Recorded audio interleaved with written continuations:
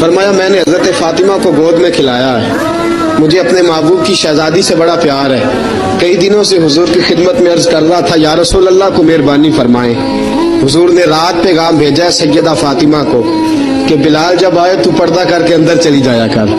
حضرت بلال فرماتے ہیں اذان دے کے گیا تھا حضرت فاطمہ کے گھر، میں نے کہا محبوب کی بیٹی ذرا پردہ کر لے، تو بچوں کو دودھ پلا، میں تیری چکی پیس دیتا ہوں۔ حضرت بلال حبشی کی آنکھوں میں آنسو رو رو کے بتلاتے ہیں، فرمایا سیدہ طیبہ طاہرہ حضرت فاطمہ زہرا، میرے حبیب نے پتہ کیا فرمایا؟ فرمایا جس نے فاطمہ کو راضی کیا اس نے تو مجھے راضی کیا۔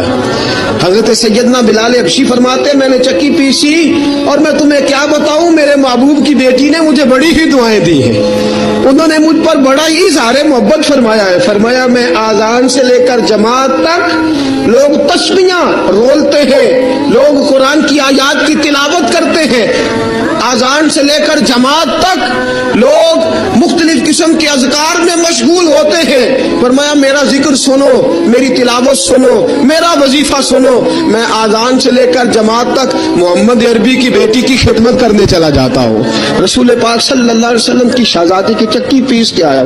حضرت بلال نے اس انداز میں بدر کی جنگ لگ گئی، بدر کا مارکا، حضرت بلال کے ہاتھ میں تلوار ہے، کہا میں لڑوں گا، پورا جہاد کروں گا۔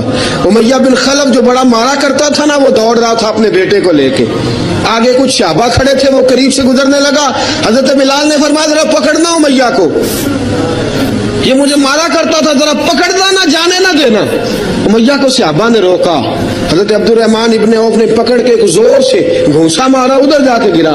حضرت بلال تلوار لے کے کھڑے ہیں امیہ کے سر پہ، کہا امیہ میں تجھے نہیں کہا کرتا تھا اللہ میرے مصطفیٰ کو بڑی عزتیں عطا فرمائے گا، میں تجھے نہیں کہا کرتا